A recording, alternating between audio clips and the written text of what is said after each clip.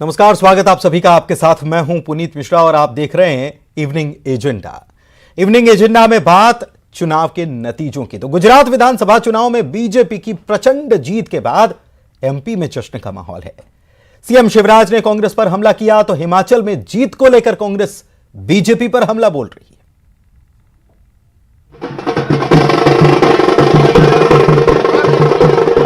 गुजरात विधानसभा चुनाव में बीजेपी ने अब तक की सबसे बड़ी जीत दर्ज की है। बीजेपी की आंधी में कांग्रेस और आम आदमी पार्टी गुम हो गए। वहीं गुजरात में जीत के बाद जश्न का माहौल है। भोपाल में बीजेपी दफ्तर में भी जश्न मना। सीएम शिवराज सिंह चौहान ने विक्ट्री साइन बनाया और कांग्रेस पर निशाना भी साधा। ये विकास की आंधी है, जन कल्याण की आंधी है, जिसमें कांग्रेस और बाकी पार्टियां उड़ गई। उधर बीजेपी प्रदेश अध्यक्ष वीडी शर्मा ने कहा कि गुजरात की राजनीति में बीजेपी ने नया मील का पत्थर तय कर लिया है। वहीं विधायक रामेश्वर शर्मा ने राहुल गांधी की भारत जोड़ो यात्रा पर निशाना साधा। गुजरात के अंदर भारत की राजनीति में एक नया माइलस्टोन तय हुआ है और इतिहास बनाए कि इतनी प्रचंड बहुमत, इतनी जीत किसी राजनीतिक दल की नहीं हुई। जो गुजरात के अंदर आज मोदी जी का जनता के प्रति अथाह विश्वास जागृत हुआ है। मोदी जी की गरीब कल्याण की योजनाएं, गुड गवर्नेंस और विकास, इस आधार पर जनता ने जो वोट दिया है। क्योंकि लोग ये जानते हैं कि आज आदमी यात्रा पर क्यों निकला है। यात्रा तो पहले से भी कर सकते थे, तो पहले उनके पुरखों ने कब कब यात्रा की और किस किस मुद्दे को लेकर यात्रा की, और इसलिए अभी जो यात्री निकला है वो केवल ढोंग रचने के लिए यात्रा पर निकल रहा है। उधर जीत का जश्न कांग्रेस ने भी मनाया। हिमाचल प्रदेश के विधानसभा चुनाव में मिली जीत के बाद कांग्रेस ने बीजेपी पर निशाना साधा। हमारे पास एक सरकार तो हमारे पास आई ना, एक राज्य में सरकार बनाया, तो ये कहना भाजपा के नेता बड़े खुश हो रहे हैं। गुजरात चुनाव प्रचार में एमपी के बीजेपी नेताओं ने दम दिखाया था। एमपी से सटे होने को लेकर ये कहा जा रहा है कि इसका असर एमपी के विधानसभा चुनाव पर भी दिखाई दे सकता है। तो गुजरात विधानसभा चुनाव को लेकर एमपी में बीजेपी के कार्यकर्ताओं ने जीत का जश्न मनाया तो कांग्रेस ने हिमाचल में जीत का जश्न मनाया है। तस्वीरें आपको दो तस्वीरें दिखा रहे हैं। एमपी से गुजरात तक जश्न ही जश्न में कार्यकर्ता डूबे नजर आए। ढोल नगाड़ों पर कार्यकर्ता झूमते हुए नजर आए। एक तरफ मुख्यमंत्री अपने कार्यकर्ताओं को बधाई देते हुए नजर आए। आपको बताएं कि मुख्यमंत्री जो हैं वो गुजरात में गए थे प्रचार के लिए और स्टार प्रचारक के तौर पर गए थे। न केवल मुख्यमंत्री बल्कि मध्य प्रदेश के तमाम मंत्री वहां पर मौजूद थे और एक बड़ी जीत और ऐतिहासिक जीत ये दर्ज हुई है गुजरात। और सबसे बड़ी बात यह है कि पार्टी जिस रणनीति पर मध्य प्रदेश में काम कर रही है उसी रणनीति पर गुजरात में भी काम किया गया और उसका नतीजा भी नजर आया है, क्योंकि 50% से ज्यादा वोट शेयर हासिल करने की जो बीजेपी की रणनीति है उसका परिणाम आज बम्पर और ऐतिहासिक जीत के साथ गुजरात में बीजेपी देख रही है। तो बीजेपी ये मान रही है कि उसकी रणनीति बिल्कुल सटीक है, कारगर है, जिसका नतीजा गुजरात की जीत से सामने भी आ गया है। अनुराग हमारे संवाददाता हमारे साथ जुड़े हुए हैं इसी खबर पर लाइव, उनसे बात करते हैं। अनुराग, एक बड़ी जीत बीजेपी ने दर्ज की है, ऐतिहासिक जीत गुजरात में दर्ज की है और जाहिर सी बात है कि इसके लिए जश्न तो मनेगा ही, क्योंकि मध्य प्रदेश के बड़े बड़े स्टार्स जो हैं वो पहुंचे हुए थे और अब तो जैसे ही ये परिणाम आया है तैयारी मध्य प्रदेश की भी शुरू हो गई और जिसका हम जिक्र कर रहे थे कि 50% वोट शेयर हासिल करना है, उससे ज्यादा हासिल करना है। बीजेपी ने वहां पर भी यही काम किया, मध्य प्रदेश में भी इसी पर काम चल रहा है। बिल्कुल, देखिए गुजरात फार्मूले पर ही मध्य प्रदेश का चुनाव लड़ा जाएगा, ये अब तय माना जा रहा है। और सबसे बड़ी बात है कि गुजरात चुनाव में मध्य प्रदेश के 1 दर्जन से ज़्यादा नेताओं ने, मंत्रियों ने सीधे तौर पर दम लगाने का काम किया था। मुख्यमंत्री शिवराज सिंह चौहान की ताबड़तोड़ चुनावी सभाएं हुई थी। इसके अलावा 1 दर्जन मंत्री और कई विधायक जो थे वो गुजरात चुनाव में प्रचार करते हुए नजर आए थे और उसी का नतीजा है कि अब गुजरात में बीजेपी को बम्पर जीत हासिल हुई है और इसका असर निश्चित तौर पर आने वाले विधानसभा चुनाव पर पड़ेगा। 2023 में मध्य प्रदेश, छत्तीसगढ़, राजस्थान और दूसरे राज्यों में भी विधानसभा का चुनाव होना है, तो इस गुजरात की जीत के मायने यदि सच में देखा जाए तो मध्य प्रदेश पर इसका असर अब साफ तौर पर दिखाई देगा, क्योंकि आज मुख्यमंत्री शिवराज सिंह चौहान ने भी जो जीत का जश्न था उसमें वो शामिल हुए थे और साफ तौर पर कहा है कि जो गुजरात से चली आंधी है वो मध्य प्रदेश पर अब अपना असर दिखाएगी। यानी कि बीजेपी अब इस जीत से पूरी तरीके से उत्साहित नजर आ रही है और इसी फार्मूले के तहत मध्य प्रदेश में भी चुनाव होता हुआ नजर आएगा। एक और सबसे बड़ी बात है कि गुजरात में मोदी फैक्टर सबसे ज्यादा चला है, तो ये भी तय माना जा रहा है कि अब 2023 के चुनाव में बीजेपी मोदी के नाम और चेहरे के साथ ही चुनाव प्रचार में उतरने का काम जरूर करेगी। बिल्कुल, लेकिन एक तरफ बड़ी जीत हासिल हुई है तो दूसरी तरफ झटका भी तो पार्टी को लगा है। हिमाचल की हम बात कर रहे हैं और यहां से बीजेपी के राष्ट्रीय अध्यक्ष भी आते हैं और जिस बिलासपुर क्षेत्र से वो आते हैं वहां पर भी बीजेपी को करारी शिकस्त वहां देखनी पड़ी है। दावे तमाम किए जा रहे थे, लेकिन वहां से, और सबसे बड़ी बात यह कि बीजेपी बार बार जब यह कहती है कि केवल 2 राज्यों तक कांग्रेस सिमट गई है तो कांग्रेस का विस्तार भी हो गया, तीसरे राज्यों तक फैल गई है।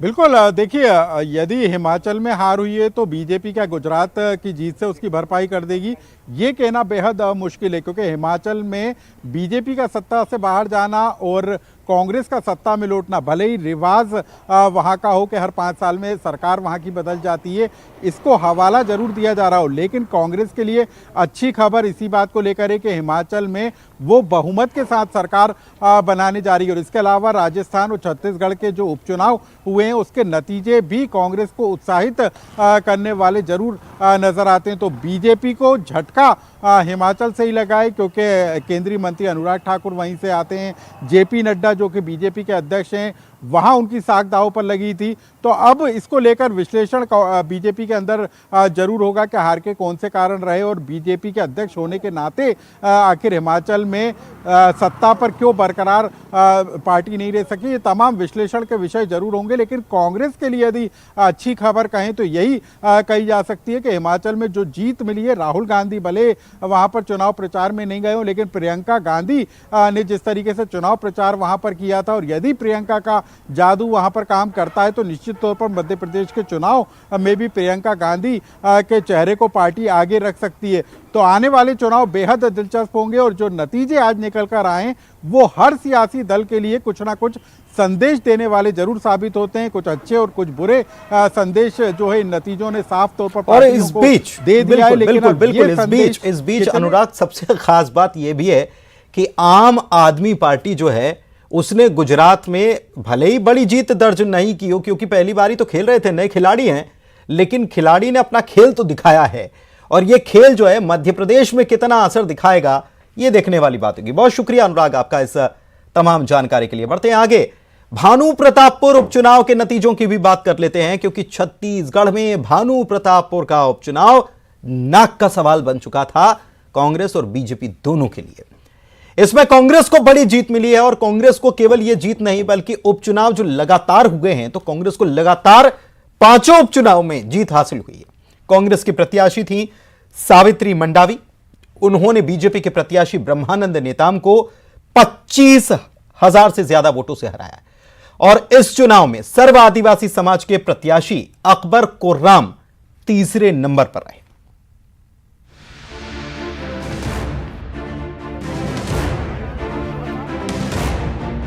छत्तीसगढ़ में एक बार फिर चला है मुख्यमंत्री भूपेश बघेल का मैजिक। 2023 विधानसभा चुनाव से पहले कांग्रेस के खाते में दर्ज हुई एक बड़ी जीत। कांग्रेस की रणनीति दिवंगत विधायक मनोज मंडावी की पत्नी सावित्री मंडावी के लिए जनता की सिंपैथी और सीएम बघेल का जादू। भानु प्रतापपुर उपचुनाव में ये तीनों फैक्टर विपक्ष पर भारी पड़ गए। आदिवासी आरक्षण, महिलाओं के खिलाफ अपराध और बेरोजगारी जैसे तमाम सियासी मुद्दों के बीच कांग्रेस प्रत्याशी सावित्री मंडावी ने अपने पति मनोज मंडावी के निधन से खाली सीट पर जीत हासिल की। इस जीत के बाद सावित्री मंडावी ने जनता का आभार जताया है।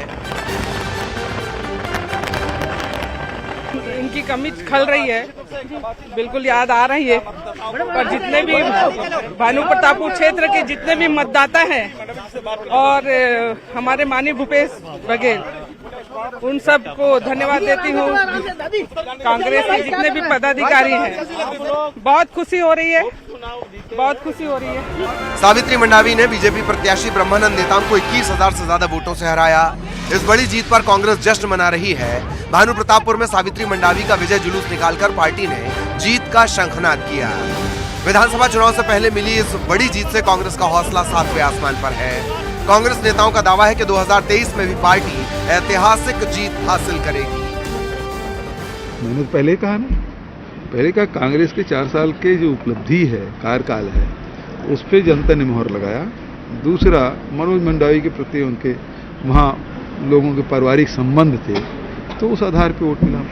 भानु प्रतापपुर की जनता को सबसे पहले तो मैं दिल से धन्यवाद देना चाहता हूं, बधाई देना चाहता हूं, आभार प्रदर्शन करना चाहता हूं। हमारी सरकार की उपलब्धियों, नीतियों, योजनाओं को लेकर हमने जनता के बीच में गए थे और भानु प्रताप की जनता ने हमें उस पे मुहर लगा दी है। इस उपचुनाव से विपक्ष को वापसी की उम्मीद थी, क्योंकि पिछले चुनाव में लगातार कांग्रेस का दबदबा कायम रहा।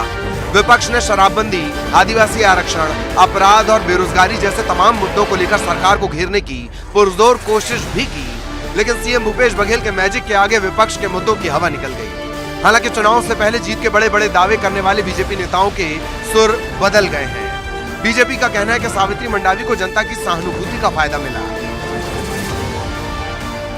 हम छत्तीसगढ़ की भानु प्रतापपुर की बात करेंगे तो स्वाभाविक रूप से पति की जब मृत्यु हुई और पत्नी को दिया जाता है तो एक सहानुभूति का लहर रहता है। बीजेपी ने प्रयास किया, अच्छे ढंग से हम चुनाव लड़े और चुनाव को हमने बहुत अच्छा लड़ा, लेकिन जो रुझान है वो कांग्रेस की तरफ है। उसके अलग अलग फैक्टर हो सकते हैं, लेकिन मुख्य रूप से स्वाभाविक रूप से अल्प समय में मंडावी जी चले गए तो उसका सहानुभूति के लहर भी होगा, ये ऐसा अपन मान सकते हैं। 32% आदिवासी आरक्षण के मुद्दे पर सर्व आदिवासी समाज ने अकबर राम कोर्राम को उपचुनाव में अपना प्रत्याशी बनाया था। हालांकि वोटों की गिनती के दौरान अकबर कोर्राम का मुकाबला सिर्फ बीजेपी के ब्रह्मानंद नेताम से दिखा, जबकि कांग्रेस प्रत्याशी सावित्री मंडावी ने न सिर्फ लगातार शुरुआती बढ़त बरकरार रखी, बल्कि उनके फेवर में वोटों का मार्जिन भी बढ़ता गया। आखिरकार जनता जनार्दन का फैसला दिवंगत विधायक मनोज मंडावी की पत्नी सावित्री मंडावी के हक में आया।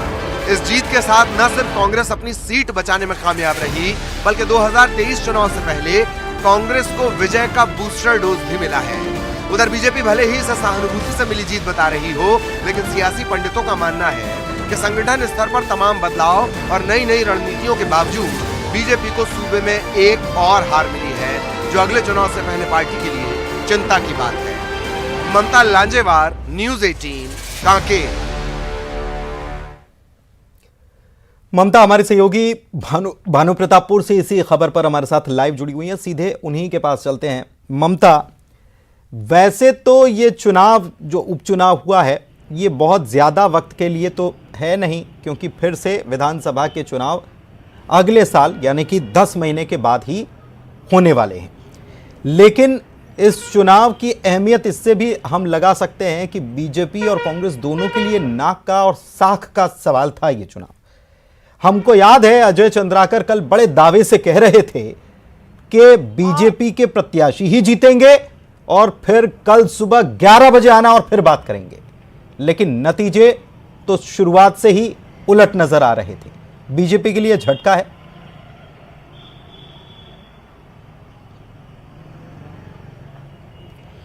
बिल्कुल, देखिए बीजेपी के तमाम जो बड़े लीडर्स हैं वो दावा कर रहे थे। इनफैक्ट उन्होंने ये भी कहा कि कांग्रेस पार्टी जो ये उपचुनाव हार रही है और यही वजह है कि वो हेमंत सोरेन का सहारा ले दिया और झारखंड की पुलिस को भेज दिया है, और इसी को उन्होंने सिंपैथी कार्ड के रूप में भी खेलने की कोशिश की। लेकिन अगर हम बात करें तो बीजेपी, और दूसरी बात अगर हम बात करें तो बीजेपी ये भी कह रही थी कि कोई सिंपैथी जो है वो सावित्री मंडावी को नहीं मिलेगा। जिस रणनीति के तहत उनको टिकट दी गई है ऐसा कुछ भी नहीं होगा, बल्कि मनोज मंडावी से लोग नाराज चल रहे थे और और सरकार के काम से लोग नाराज चल रहे हैं, और इसका यही वजह है कि उनके जो प्रत्याशी हैं वो जीतेंगे।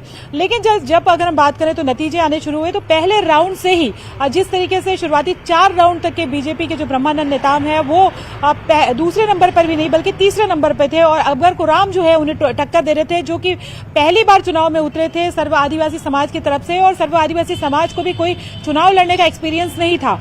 तो कहीं ना कहीं ये बात बताती है कि भारतीय जनता पार्टी को जो है वो एक तरह से कहे कि और भी ज्यादा मेहनत करने की जरूरत है। बीजेपी कांग्रेस दोनों के लिए बेहद प्रतिष्ठा का सवाल था, क्योंकि सरगुजा और बस्तर में जिस तरीके से बीजेपी का सुपड़ा साफ है और कांग्रेस की जो है वो पूरा बहुमत कांग्रेस की पूरी सीटें हैं, ऐसे में जो है वो कांग्रेस के लिए भी एक बड़ी चुनौती थी। क्योंकि अगर विधानसभा चुनाव से पहले अगर कांग्रेस ये उपचुनाव हार जाती तो कहीं न कहीं ये मैसेज जरूर जाता कि एक हिस्सा है ऐसा है जहां पर कहीं सरकार के काम को जो है वो स्वीकृति नहीं मिली है। बीजेपी का ऐसा कहना है। कांग्रेस की और आप लोगों के बीच में ये मैसेज जाता, कांग्रेस पार्टी अगर नाराजगी झलकती तो बहुत बड़ा संदेश जा सकता था। बहरहाल मनोवैज्ञानिक बढ़त तो कांग्रेस को मिली गई है इस जीत से, और कांग्रेस जो दावा कर रही थी उस दावे में भी कामयाब हुई है। अब देखना होगा कि बीजेपी की रणनीति में क्या बदलाव होता है इस नतीजे के बाद। बहुत शुक्रिया आपका इस तमाम जानकारी के लिए ममता। बैतूल में बोरवेल में गिरे 6 साल के बच्चे को 48 घंटे के बाद भी निकाला नहीं जा सका। बोर 400 फीट गहरा है। बच्चे को निकालने के लिए बोर के 45 फीट का समानांतर गड्ढा खोदा गया, लेकिन लगातार पानी आने की वजह से गड्ढे की गहराई ज्यादा बढ़ाई नहीं जा सकेगी। टनल बनाने का काम भी जारी है। अधिकारियों के मुताबिक अभी तन्मय को निकालने में और वक्त लगेगा। एनडीआरएफ, एसडीआरएफ समेत 4 जिलों का अमला रेस्क्यू में जुटा हुआ है।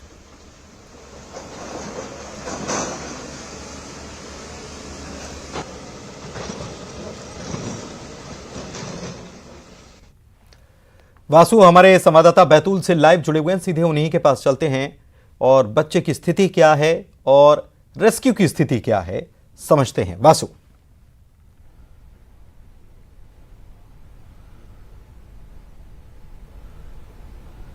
बिल्कुल पुनीत, देखिए लगातार रेस्क्यू को लेकर जो काम है वो आगे जरूर बढ़ रहा है, लेकिन अब करीब 50 घंटे का वक्त होने को आया है।